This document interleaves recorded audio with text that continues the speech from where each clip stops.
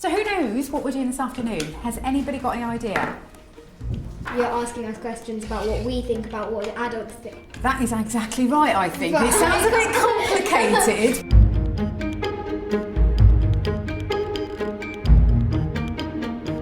Children don't get asked a lot of times about what they think. So you're absolutely right. We're asking you to think about the way adults do research and the way they think about it.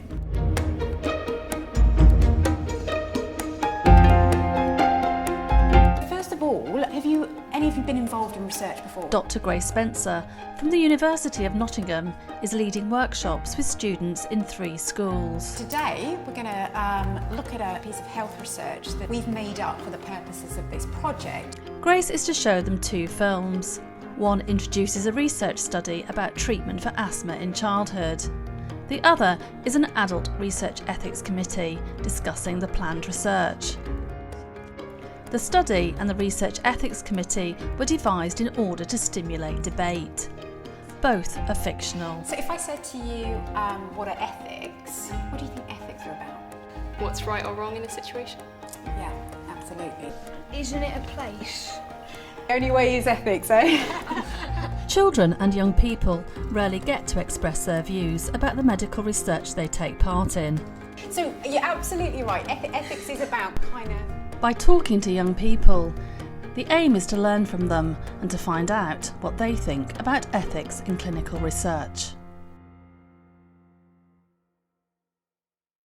Ruby has had a lot of hospital admissions and she has had what I would say is severe asthma. These young people, aged between 10 to 18, are watching the first film, which follows chronic asthma sufferer, 7-year-old Ruby, and the efforts of her consultant, Somnath, to find the correct medication to control her condition. Oh, well done. Somnath has written a proposal for a clinical trial to test a new approach to treating severe asthma. First, though, he has to get his study approved by an adult research ethics committee.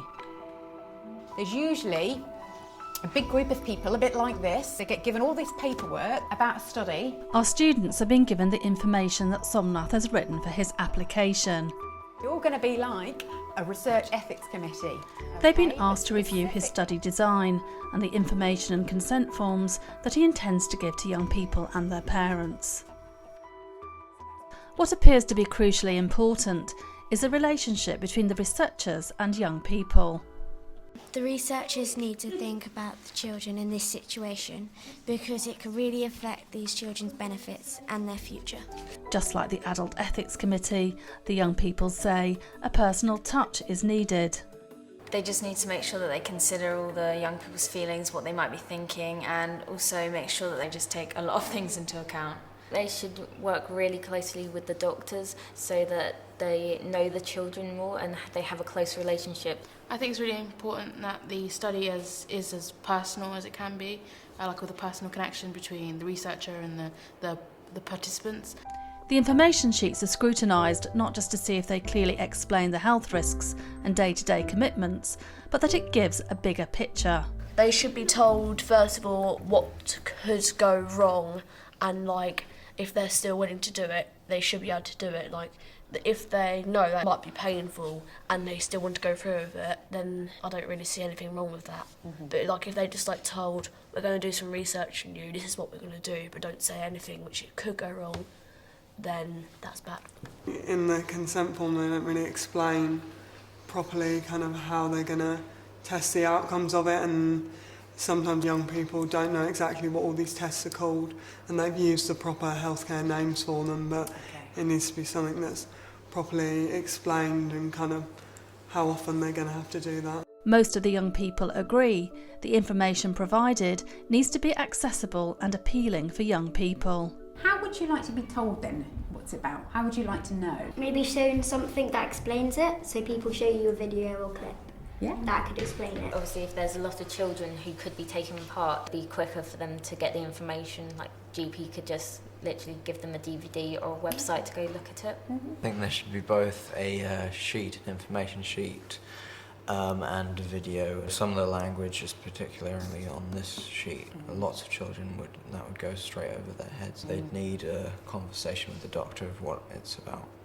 But making it personal also means talking to people about what's involved. Maybe the person in charge of the experiment kind of coming in, talking to the children, explaining what it really is about. I think there needs to be a combination, so talks with the doctor, but also an information sheet for the parents to go back and look at if they want to just double check something. Having a say is at the heart of the discussions, but young people also want to make sure that the researchers include their parents in any discussions before or during the trial. Personally, if my parents told me that I wasn't allowed to take part in the trial, I think I would listen to them. I would kind of trust their judgment on whether they think it was safe or not. I think it should be a joint decision, but it also depends on how old you are. Like, say you're 10 like me, I'd want to like have a say, but my parents decide like with me, because they might know what's better and what the test is more about, and I might not be as bothered as they are. I'd like to have my own say, but my parents help me out with it. My brother's 8 and I know him, and he'd like to have a say with probably my mum and dad. I think it would be important to make sure that they actually are realising that it's the children that are taking part in it and not the parents, so to make all the consent forms and information sheets relevant to the children, and then maybe give out different ones to the parents, and then they could decide which one fits their child best. Key to any research ethics review is a question of whether the potential risks are worth the benefits, now and in the future. Maybe in the future we'll be able to help to cure asthma and stop asthma attacks and stuff. If I only had to take like 1 or 2 tablets instead of a lot, then it would make morning routines quicker and easier. But the possible benefits are countered by worries about the potential health risks that this study poses. I don't think they've actually thought about the children in this situation or how it can affect the adults as well. And also, if it turned out that the medicine didn't work on them and they weren't on the other things which were helping, then they're pretty much in a bad situation because they'd be putting them at much more risk. They should know that how reliant they are on that, and they should know that if they stop taking it, then they're gonna likely to have an asthma attack. So before they started the study or the trial, they'd have to come off their medications that they normally take. Just like the Adult Research Ethics Committee, the young people pick up on the potential harms of the 2-week washout period. That was important to know kind of the actual, if there was any research behind the safety of a washout period and how that would like physically affect children. But if they tell you, oh, you're going to have loads of side effects and stuff like that, you're probably not going to really want to do it. Do you have the choice, do you think?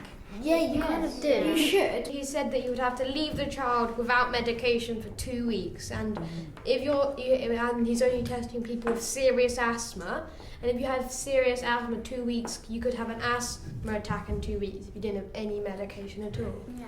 So that's really serious, isn't it? If you just leave them without it, they're going to be like having asthma attacks, and they're going to be ill, and they're going to get infections in the lungs and stuff.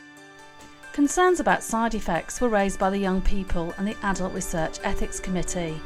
But these young people are also worried about a possible negative effect on the parents and families too.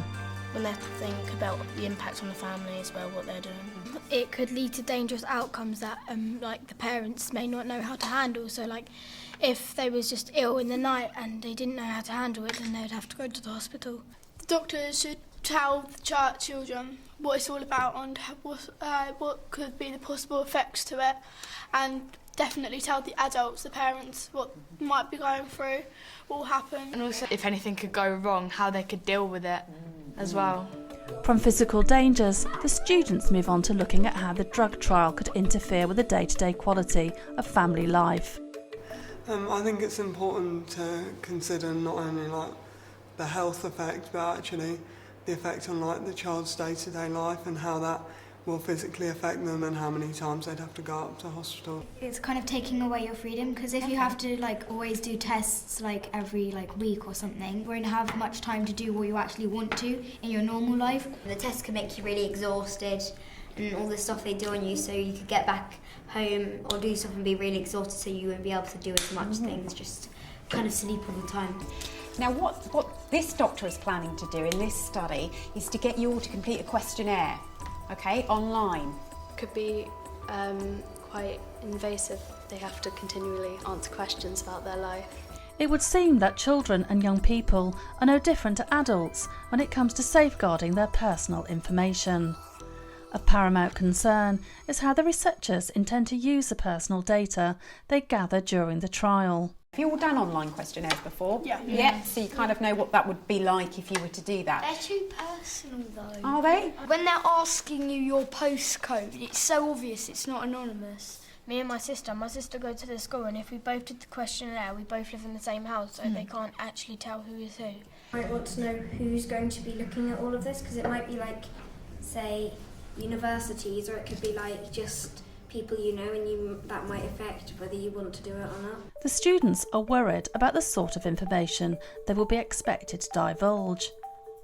Who would have access to it, and how would it be used? When people say this person won't say anything around people, like they're saying if you've ever done drugs, if you've ever smoked, if you ever had alcohol, so they know, and they're asking for your postcode, it's pretty obvious that they're going to be sending this information off if you say the wrong thing. It's the government. I mean, really, the government never keep their promises. Just like the Adult Research Ethics Committee, these young people want the researchers to clearly explain what they intend to do with all their personal information. I was quite shocked that they didn't put the DNA thing in the consent form, because that's quite important. And also what would happen to the DNA after the study had taken place. Do you think that would be a concern for children and young people? Maybe not now, especially 7-year-olds might not understand, but later in life it, I don't know, could be used against them somehow.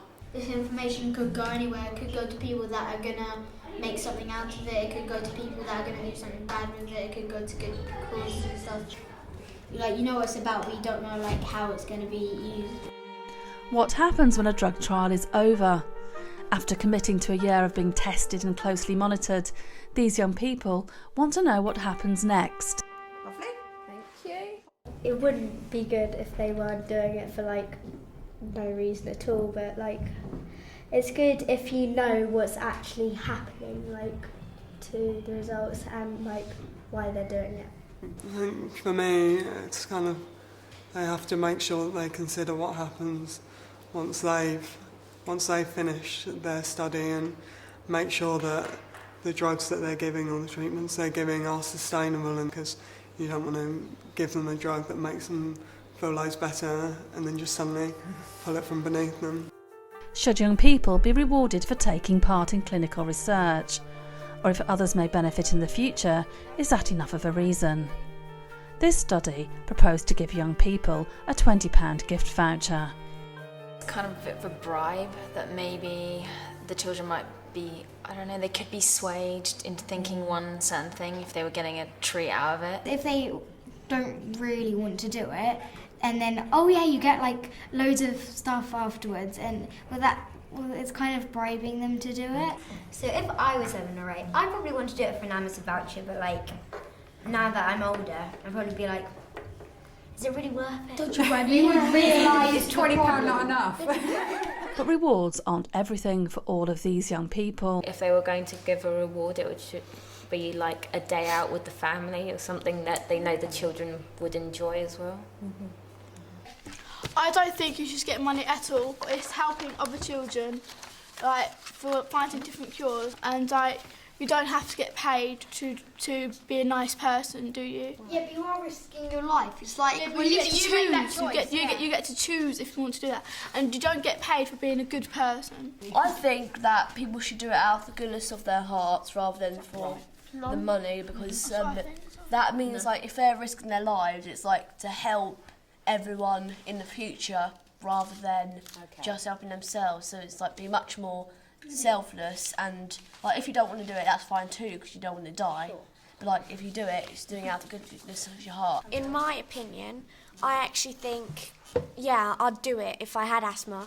I would. I wouldn't do it for like, you know, any money, any vouchers. I'd just do it because, you know, it's helping myself. I might find a cure, but it's actually helping other people with bad asthma. It could change the world. The young people and adults agree on many points. Interesting, isn't it, in this project that there is a small reward. I have to say it's very small. All see the importance of involving young people from the start. I just want to say an absolutely massive thank you. You've been absolutely brilliant. Young people addressed risks and benefits in the study. They emphasise the importance of researchers considering risks in relation to children's everyday lives, as well as a potential for long-term harm. Above all, this means that ethical research needs a personal touch. They really shouldn't think of the participants as just like a whole group of people, but more like individuals, because everyone has different lives and it could affect them in different ways.